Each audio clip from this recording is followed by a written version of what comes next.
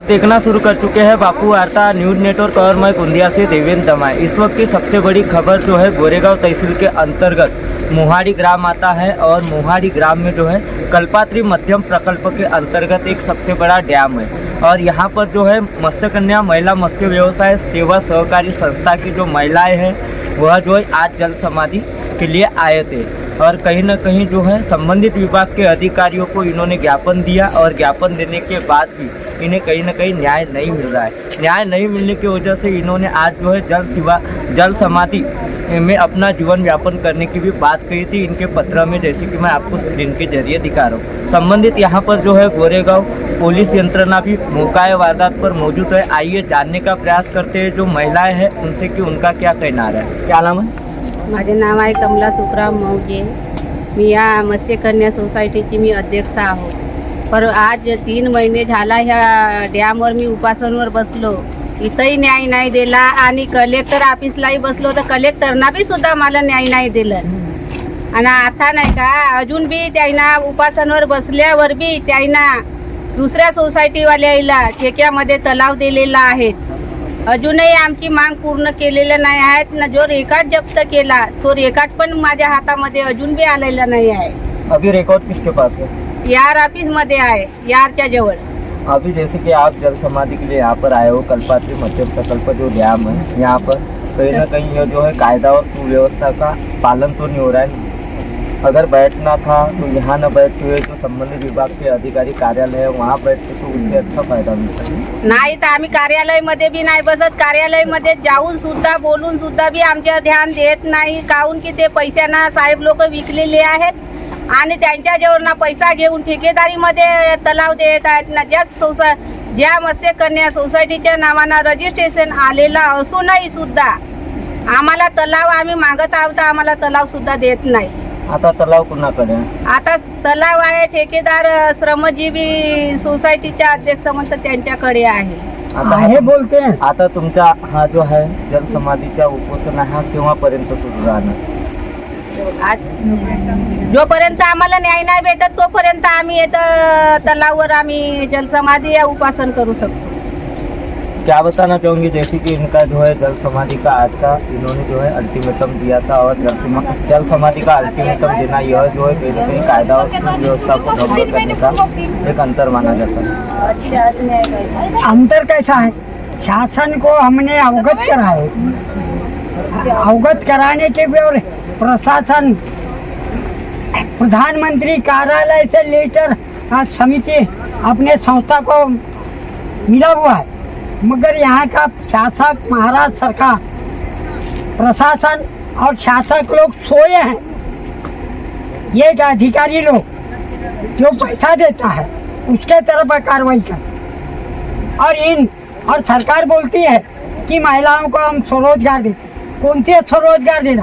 अरे मेरे पास में तो कौशल्य विकास स्वरोजगार मंत्रालय का लेटर है, तो उसके अंतर्गत मैंने ये महिलाओं की संस्था रजिस्टर की, मगर वो संस्था नाम की हो गई है।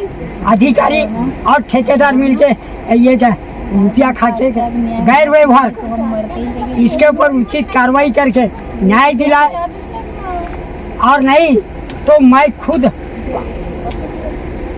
जल समाधि लूंगा।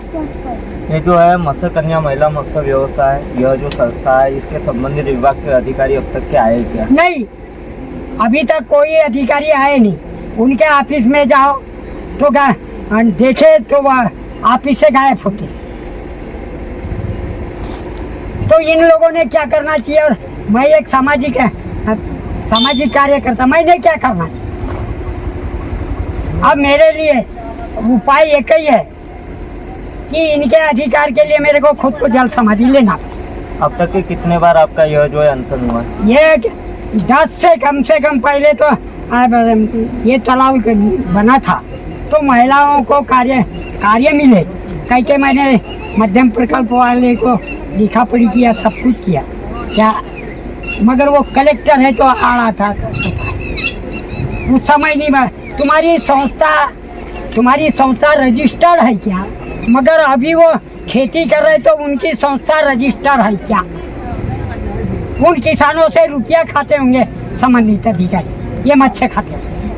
अच्छा, हमने जो सुना था कि इसके पहले जब आपका जल समाधि का अनशन हुआ था उस समय रिकॉर्ड को लेकर बात कही गई थी और अध्यक्ष सचिव की बात सामने आ रही थी। संस्था या अनशन पर बैठे तहसीलदार साहेब, यार साहेब, तुम्हारा आप पुलिस वाले गए, उसके घर से रिकॉर्ड जब्त किए, रिकॉर्ड जब्त किया ने अनलीगल काम किया वो भाई ने, उसके ऊपर आज तक कार्रवाई क्यों नहीं की इन अधिकारी ने, और रिकॉर्ड भी नहीं।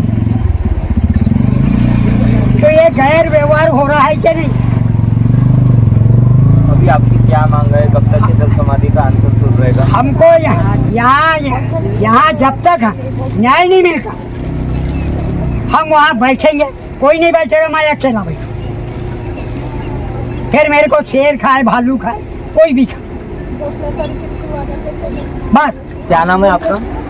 लता श्री राम वर्गीय, मैं मच्छी कन्या की सचिव हूँ।